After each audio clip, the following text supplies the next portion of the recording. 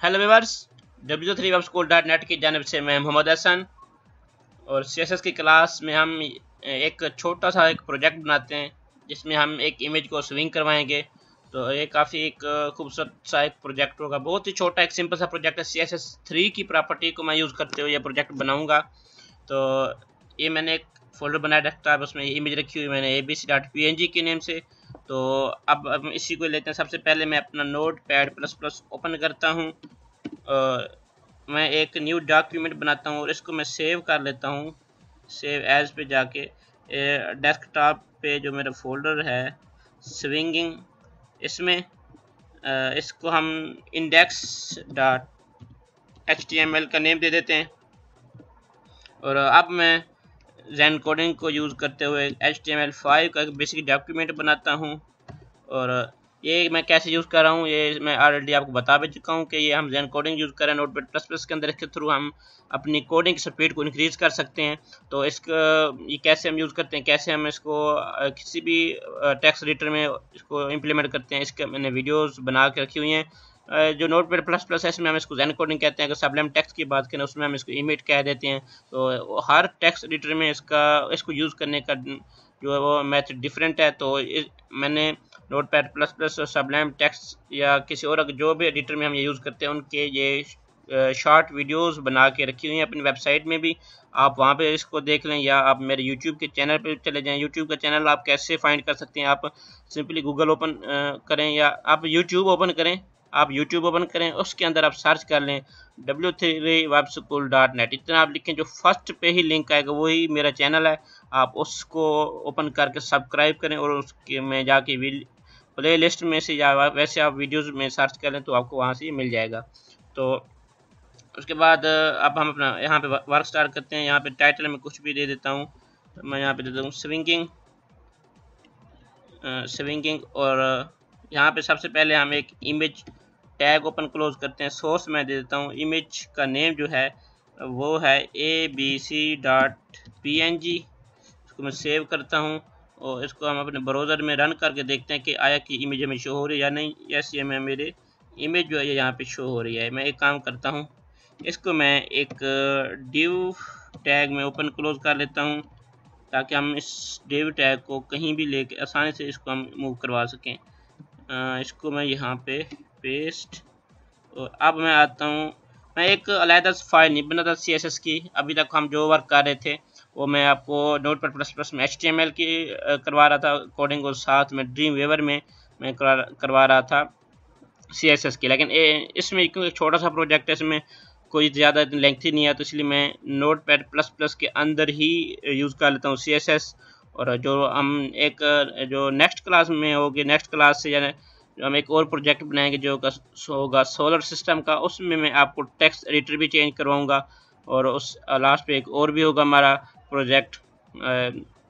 Solar system के बाद मैं एक और प्रोजेक्ट बनाऊंगा जो कि एक छोटी सी वेबसाइट होगी, कंप्लीट वेबसाइट होगी। वो CSS3 और HTML5 को यूज़ करते हुए हम बनाएंगे। तो बहरहाल अब हम पहले इसको कंप्लीट करते हैं। यहाँ पे मैं आता हूँ, आपको मैंने बता दिया कि हम यहाँ पे कैसे यूज़ कर सकते हैं इसको। और यहाँ पे मैं अब स्टाइल टैग के अंदर सबसे पहले तो मैं लेता हूँ जो मेरा div टैग है इसको। और इस div जो मेरा टैग है, सॉरी, इसमें इस div टैग के अंदर मैं इसको मूव करवा लेता हूँ कि इसको मार्जिन लेफ़्ट हम दे देते हैं। मार्जिन लेफ़्ट, इसको मैं दे देता हूँ मार्जिन लेफ़्ट 100 पिक्सल। मैं पहले चेक करता हूँ कि ये वर्क करेगी प्रॉपर्टी या नहीं। Save and refresh, property work कर रही है। इसको मार्जिन लेफ़्ट मैं कुछ ज़्यादा कर देता हूँ, 400 कर देता हूँ। और उसके बाद इसको मैं यहाँ पे मार्जिन टॉप देता हूँ। आप ऐसा भी दे सकते हैं, या एक मैंने मेथड आपको बताया था कि 4 वेज होते हैं जिसमें पहली वैल्यूज जो टॉप से, फिर से लेफ़्ट से, फिर बॉटम राइट, जो भी है वो मैंने आपको बताया था वैल्यूज़ कैसे कैसे लेते हैं। वो आप मेथड भी आप वहाँ पे यूज़ कर सकते हैं। इसके बाद मैं यहाँ पे इसको देता हूँ 300 pixel. Save margin top pixel यहाँ पे आना है, सेव एंड रिफ्रेश। तो देखें ये अब यहाँ पे आ गया 300, काफ़ी ज़्यादा है, तो मैं इसको 200 कर देता हूँ। तो अब ये ठीक है मेरे ख्याल में। तो अब मैं एक काम करता हूँ, यहीं पे एक इसको मैं क्लास देता हूँ इमेज को। पहले ये जो मैंने इमेज लिया है इसको मैं एक क्लास दे देता हूँ, क्लास इक्वल क्लास। हम इसको क्या दे सकते हैं, मैं यहाँ पे दे देता हूँ IMG, इसको मैं क्लास दे रहा हूँ। तो उसके बाद या मैं इसको क्लास स्विंग दे देता हूँ ताकि हम इस इजीली यहाँ पे इसको कॉल करा सकते हैं। मैं यहाँ पे लिखता हूँ स्विंग, इसी क्लास को मैं कॉल करवा रहा हूँ। और अब यहाँ पे मैं स्विंग के अंदर सबसे पहले मैं ट्रांसफॉर्म की प्रॉपर्टी और एनिमेशन की प्रॉपर्टी यूज़ करूँगा। मैं यहाँ पे लिखता हूँ ट्रांसफॉर्म ओरिजिन मैं क्यों यूज़ करता हूँ, क्योंकि हम इसको ये चाहते हैं कि ये अपर साइड से, टॉप साइड से ये वहाँ पे मूव करे। इसको मैं लिखता हूँ ओरिजिन। यहाँ पे हम लेते हैं कि ये 50% एंड 0। और उसके बाद मैं यहाँ पे प्रॉपर्टी यूज़ करता हूँ एनिमेशन की, एनिमेशन। उसके बाद एनिमेशन में हम यहाँ पे हम वो एक एनिमेशन के लिए यहाँ पे मैं एक कीवर्ड डिफाइन करता हूँ। कीवर्ड नहीं है, इसमें हम अपनी मर्ज़ी से एक टाइटल या नेम दे देते हैं, एनिमेशन का नेम देते हैं। इसी एनिमेशन के नेम को हम कॉल करवाएंगे की फ्रेम्स के अंदर। तो यहाँ पे जो नेम आप देंगे वही आप की फ्रेम्स में देंगे। मैं आपको पहले भी करवा चुका हूँ प्रीवियस क्लासेस में। बहरहाल यहाँ पे लिख देता हूँ स्विंगिंग, कुछ भी नाम दे देते, मैं यहाँ पे लिखता हूँ स्विंगिंग। और यहाँ पे हम टाइम इंटरवल देंगे। उसके बाद यहाँ पे हम इसको टाइप देते हैं कि ईज एंड आउट। और फिर यहाँ पे इसको मैं दे देता हूँ वैल्यू की ये फॉरवर्ड्स। और उसके बाद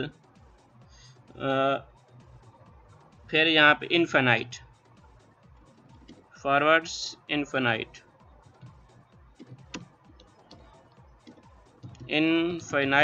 और फिर मैं यहाँ पे इसको क्लोज करता हूँ। तो यहाँ पे हमने अब स्विंग की दे दी। अब यहाँ पे आके मैं की फ्रेम डिफाइन करता हूँ। की फ्रेम डिफाइन करने के लिए ये ऐट, उसके बाद मैं यहाँ पे लिखता हूँ की फ्रेम्स। ये जो हमारा नेक्स्ट प्रोजेक्ट होगा सोलर सिस्टम जिसमें बनाएंगे, उसमें भी मैं सेम यही चीज़ यूज़ करूँगा, लेकिन इसमें हम एक और वे से यूज़ करें, उसमें हम वहाँ पे और वे से यूज़ करेंगे। और की फ्रेम्स के बाद मैं यहाँ पे उसी को कॉल कराता हूँ जो मैंने यहाँ पे डिफाइन किया एक नेम के इस एनिमेशन में। इसको मैं कॉपी करके यहाँ पे पेस्ट करता हूँ, वही नेम इस पे अप्लाई हो जाएगा कि जो हम प्रॉपर्टीज की फ्रेम में लिखेंगे वही वहाँ पे अप्लाई हो जाएगी। मैं स्टार्टिंग लेता हूँ यहाँ पे 0% से, और 0% के बाद फिर मैं यहाँ पे लिखता हूँ, यहाँ पे ब्रैकेट्स के अंदर मैं यहाँ सबसे पहले मैं यहाँ पे लिखता हूँ ट्रांसफॉर्म की प्रॉपर्टी, जो कि अभी हमने नीचे भी यूज़ किया है। ट्रांसफॉर्म कैसा हो, ये ट्रांसफॉर्म ये इसको हम यहाँ पे देते हैं रोटेट। कहाँ से रोटेट करें, मैं यहाँ पे दे देता हूँ 20 डिग्री। रोटेट में हम यहाँ पे डिग्री मेंशन करते हैं। और उसके बाद फिर इसको मैं यहाँ से कॉपी करता हूँ इस पूरी यहाँ वैल्यू को, और इसको मैं यहाँ पे 2 टाइम्स पेस्ट कर लेता हूँ। इसको मैं अब यहाँ पे लेता हूँ 50% से, और फिर यहाँ पे लेता हूँ 100% से। और ट्रांसफॉर्म यहाँ पे रोटेट 20 डिग्री है, तो इसको मैं -5 कर देता हूँ यहाँ पे, ताकि ये इमेज फॉरवर्ड बैकवर्ड दोनों तरफ से हो। उसको मैं यहाँ पे 20 डिग्री रहने देता हूँ। और उसके बाद अगर हम इसको मैं सेव करके रिफ़्रेश करूँ तो देखते हैं कि ये रन होता है। अब ये रन नहीं हो रहा, मैं देखता हूँ कि इसमें एडिशन 100%,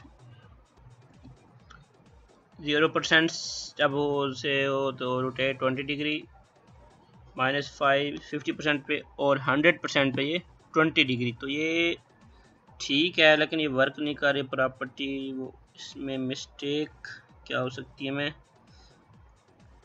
यस ये फॉरवर्ड में यहाँ पे ओ नहीं आता, यहाँ पे ए आता है।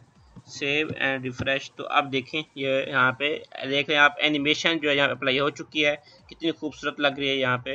तो एक बात ये कि CSS3 में यूज़ कर रहा हूँ, लेकिन मैंने यहाँ पे कोई वेबकिट की प्रॉपर्टी यूज़ नहीं की, क्योंकि जो भी लेटेस्ट ब्राउज़र आ रहे हैं वो CSS की हर प्रॉपर्टी को सपोर्ट करते हैं। जो लेटेस्ट ब्राउज़र नहीं होते उनके एरर वर्जन होते हैं, तो उससे ये होता है कि उनके CSS को सपोर्ट कराने के लिए स्पेसिफिक कीवर्ड्स होते हैं या प्रॉपर्टीज़ होती हैं CSS की, वो हम यूज़ करते हैं। तो अगर तो आप पुराना वर्जन यूज़ कर रहे हैं, क्रोम का कोई भी ब्राउज़र है, अब मैंने आपको डिटेल में बता दिया हुआ है कि की फ्रेम के लिए मोज़िला फायरफॉक्स के लिए मूव यूज़ करते हैं। उसके अलावा इसमें हम क्रोम के लिए वेबकिट यूज़ करते हैं। तो अगर इंटरनेट एक्सप्लोरर है तो उसमें MS यूज़ करते हैं। तो ये मुख्तलिफ मैंने आपको बताए थे, सेम वही चीज़ हम यहाँ पे भी यूज़ कर सकते हैं। अगर आप पुराना वर्जन यूज़ कर रहे हैं तो सेम इससे के लिए आपने यहाँ पे लिखना है, क्योंकि मेरा लेटेस्ट वर्जन है इसलिए इसको ये लिखने की ज़रूरत नहीं है, प्रॉपर्टी वर्क कर रही है। इसके लिए आपने यहाँ पे लिखना है वेबकिट और ये ट्रांसफॉर्म ओरिजिन सेम वही चीज़। इसी तरह आपने इसके लिए भी सेम वेबकिट यहाँ पे लिखना है। इसको कॉपी करके वो पेस्ट कर लेता हूँ मैं ऊपर, और सिंपली मैं यहाँ पे लिख लेता हूँ यहाँ पे वेबकिट। मैं क्रोम की बात कर रहा हूँ, अगर आप जो ब्राउज़र यूज़ कर रहे हैं उस ब्राउज़र के हिसाब से आप देख लें।